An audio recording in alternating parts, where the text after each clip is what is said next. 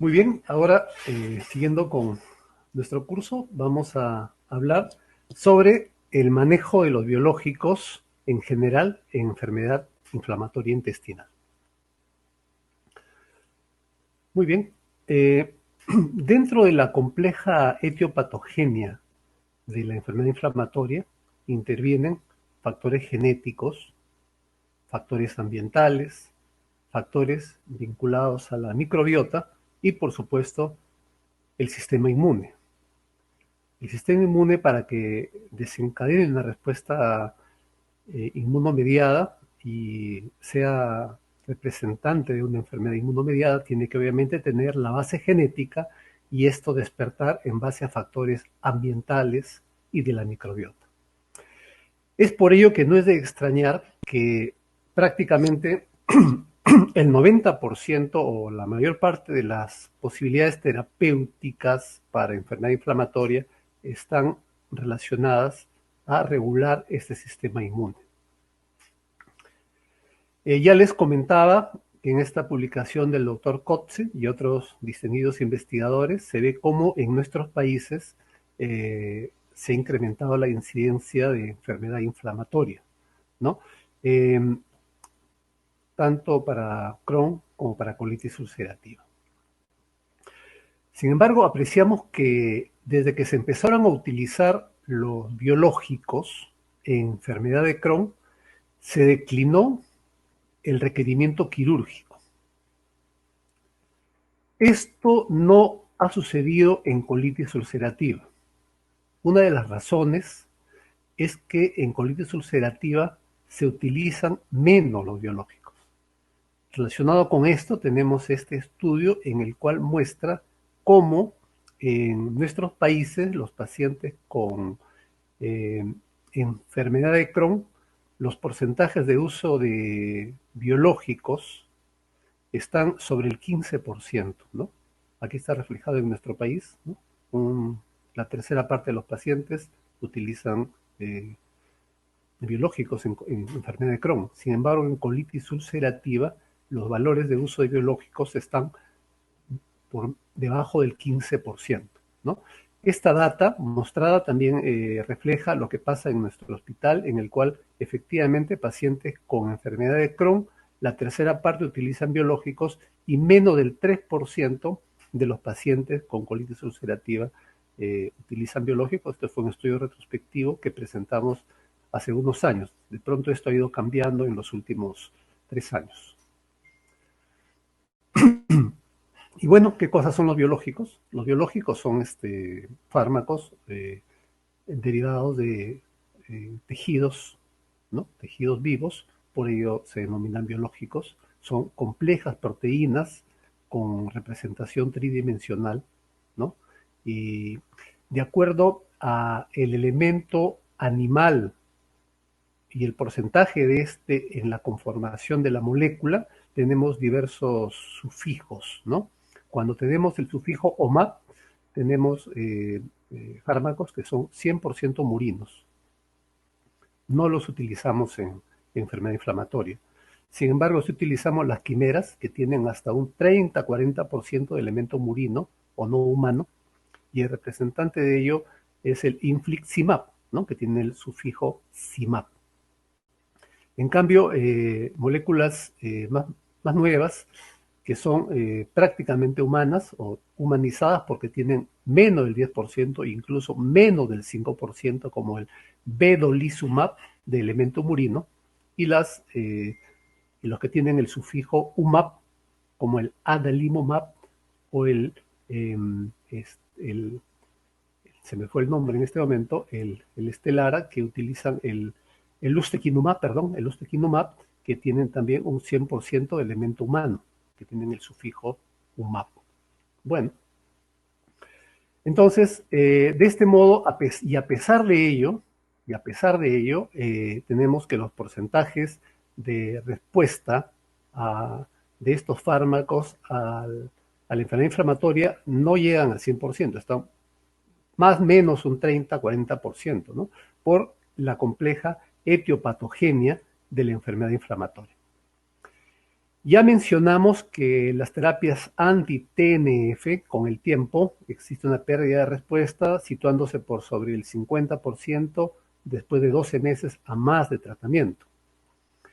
En parte, cuando utilizamos infliximab, lo entendemos por la inmunogenicidad de una quimera, como es el infliximab, ¿no? Esto es menos evidente en otras moléculas que son totalmente humanas, como el adalimumab, ¿no? Y no es tanto el componente inmunológico relacionado con la pérdida de respuesta, pero sí hay una pérdida de respuesta con el tiempo. Por ello, con el infliximab nos sentimos mucho más presionados a utilizar adicionalmente un inmunomodulador para disminuir la inmunogenicidad. Bueno, tenemos así los agentes más nuevos, más recientes para el manejo de la enfermedad inflamatoria dentro de lo que es la terapia biológica, como son el ustekinumab, bloqueador de las interleuquinas o citoquinas proinflamatorias 12 y 23, y el vedolizumab, agente que bloquea la integrina alfa 4 beta 7. Esta es una publicación que hicimos con nuestro grupo de Pan American Crohn y presentado como trabajo en la versión de este año de la Semana Digestiva Americana, en el cual vemos que prácticamente el 20% de los pacientes con enfermedad inflamatoria de nuestros pacientes utilizan terapia biológica. Por lo tanto, debemos conceptualizar un uso racional de los biológicos, ¿no? Recordar que los corticoides son válidos, pero como terapia de inducción o terapia de rescate ante la reactivación de la enfermedad inflamatoria. Pero debe evitarse el uso continuo a largo plazo cuando sea posible. Además, la terapia inmunosupresora puede ser usada para mantener remisión, pero se asocia a eventos adversos, ¿no? Los inmunosupresores como la satioprina tienen un mal perfil de seguridad a largo plazo. También que la falla de la terapia convencional incide o se relaciona con una progresión, ¿no?, de la enfermedad, y por ello debemos pensar en nuevas estrategias terapéuticas y debemos aprender a identificar a qué pacientes se van a beneficiar con el uso oportuno, más que temprano, oportuno de los biológicos, ¿no?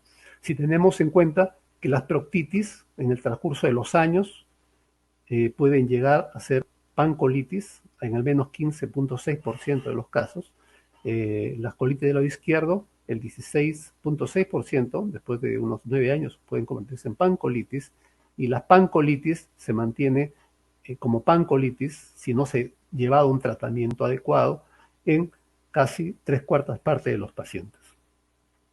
Esta injuria crónica del intestino conduce a daño estructural y, por supuesto, al incremento de los desenlaces adversos, como son cirugías y eventualmente neoplasias.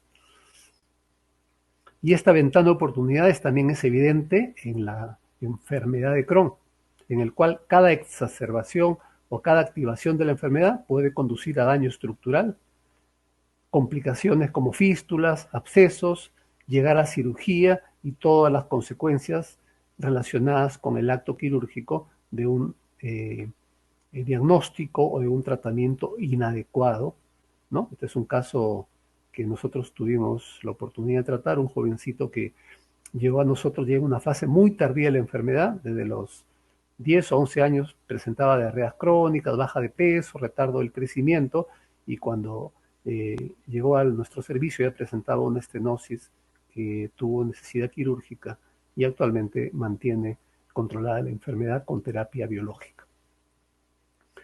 Sabemos de que existe la posibilidad de que una terapia temprana podría incidir en una mayor posibilidad de mucosa sana y por lo tanto evitar las complicaciones a largo plazo. Esto es mucho más evidente en enfermedad de Crohn, también es válido para colitis ulcerativa. Sin embargo, cuando hacemos a rajatabla y sin consideraciones particulares este esquema top-down, podemos arriesgarnos a un sobretratamiento y, por supuesto, los sobrecostos que lleva un sobretratamiento. Por eso más allá de las pirámides convencionales o las pirámides invertidas, tenemos que pensar en estrategias más concretas y actualmente comanda nuestro pensamiento el concepto Treat-to-Target, en el cual se valora la enfermedad en un paciente en particular, se establece el riesgo alto o bajo de progresión, se establecen objetivos de remisión de enfermedad a largo plazo y de acuerdo a ello se reevalúa al paciente. Si se lograron los objetivos de remisión, se mantiene con el tratamiento para evitar las complicaciones. Si no se lograron los objetivos, se hace nuevamente un análisis para evaluar la conducta terapéutica más adecuada. Y bueno, este es Volt, ¿no? Un corredor de potencia que nos sirve para ejemplificar, ¿no?, los tratamientos muy potentes, pero de corta duración, como son los corticoides, ¿no? Y aquí tenemos a una corredora nuestra que es, nos sirve para ejemplificar la maratón, o sea, el éxito de la terapéutica a largo plazo, independientemente, por supuesto, que los perfiles, el biotipo es totalmente diferente entre vamos a decir, el fármaco potente como el corticoide, que requerimos mucha potencia, pero no nos sirve para distancias largas, y el perfil del fármaco que nos es útil a largo plazo. En base a ello debemos nosotros pensar, si lo vemos como una carrera de largo aliento, el tratamiento de la enfermedad inflamatoria, el objetivo final es lograr un control sostenido de la enfermedad a largo plazo. ¿Qué biológico debemos escoger para esta carrera de gran distancia? En general, todos los biológicos son efectivos, pero debemos personalizar el tratamiento de nuestro paciente, porque existen obviamente algunas diferencias en su mecanismo de acción, eventualmente en el perfil de seguridad, y en todo caso tenemos que tener la mejor droga disponible, lo cual a veces es muy difícil en nuestro medio, no tenemos todo lo que quisiéramos.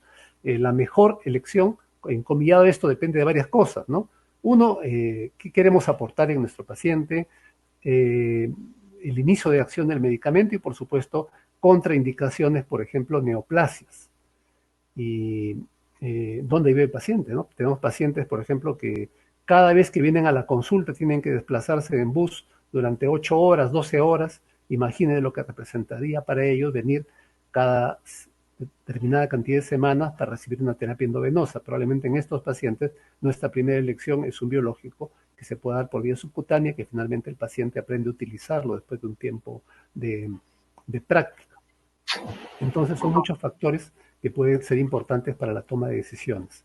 Dentro de ello, en general, podemos nosotros pensar en 3 cosas, ¿no? En eficacia y en efectividad, en la experiencia y seguridad de uso que nos da no solamente nuestra experiencia, que puede ser muy cortita, sino lo que menciona la literatura, lo que menciona las guías, lo que menciona todas las referencias, todos los papers que podamos leer al respecto, y lo que es fundamental en nuestros países, los costos. En cuanto a lo que es eficacia y efectividad, eficacia está medido por los ensayos clínicos, ¿no? Los estudios rigurosos y básicos para exponer un fármaco a la comercialización y al uso clínico de nuestros pacientes.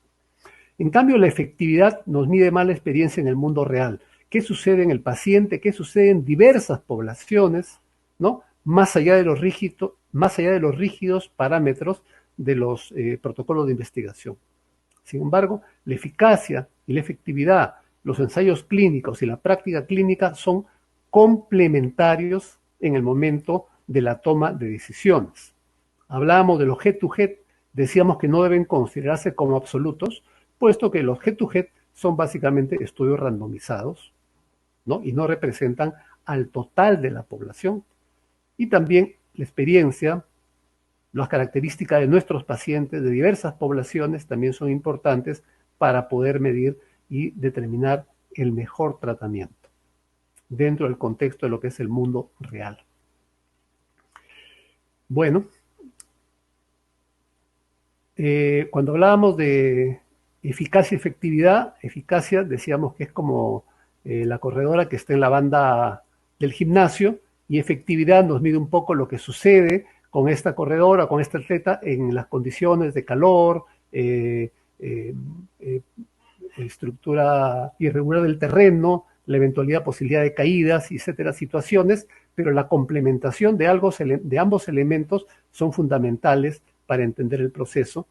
Y además, la experiencia acumulada del medicamento, que solamente lo va a dar el tiempo de uso, ya estamos obteniendo datos a largo plazo con el vedolizumab, con el adalimumab y con los nuevos biológicos irá apareciendo experiencia acumulada en cuanto a resultados a largo plazo y por supuesto también en cuanto a seguridad. Esta es una reunión anual que viene a ser la reunión de expertos en enfermedad inflamatoria en Estados Unidos, y al respecto de la elección del mejor fármaco, del mejor biológico, aquí se dijo algo contundente, ¿no? Nadie sabe realmente cómo prescribir la droga correcta a la persona correcta en el tiempo correcto. O sea, no existe una respuesta absoluta para esto. No podemos hasta ahora ser categóricos en decir en general cuál es el mejor tratamiento de primera línea y cuál es el mejor tratamiento ante una primera recidiva. Debemos analizar cada caso en particular y sin olvidar algún concepto adicional. Por ejemplo, cuando hablamos de la migración de leucocitos, del acoplamiento de las integrinas a sus ligandos, que son los MAdCAM-1, a nivel del endotelio vascular del intestino, no debemos olvidar que también intervienen el factor de necrosis tumoral y otras citoquinas para la llegada de estos leucocitos. Y asimismo, en las formas más severas de enfermedad inflamatoria, se produce un fenómeno interesante que voy a pasar a resumir. Cuando hay una inflamación aguda, se producen citoquinas proinflamatorias, factores de necrosis tumoral, interleuquina 6. En este contexto surge la acción de las células T reguladoras, que van a producir citoquinas antiinflamatorias, como la interleuquina 10 y el factor transforming, los cuales inducen a apoptosis de estas células que producen citoquinas proinflamatorias. Hasta ahí vamos bien. Pero cuando hay inflamación crónica, y un modelo claro de inflamación crónica y persistente lo constituyen las enfermedades inmunomediadas, dentro de nuestro ejemplo la enfermedad inflamatoria intestinal, vemos cómo estas citoquinas proinflamatorias no son inhibidas porque los linfocitos T reguladores, su expresión está marcadamente disminuida.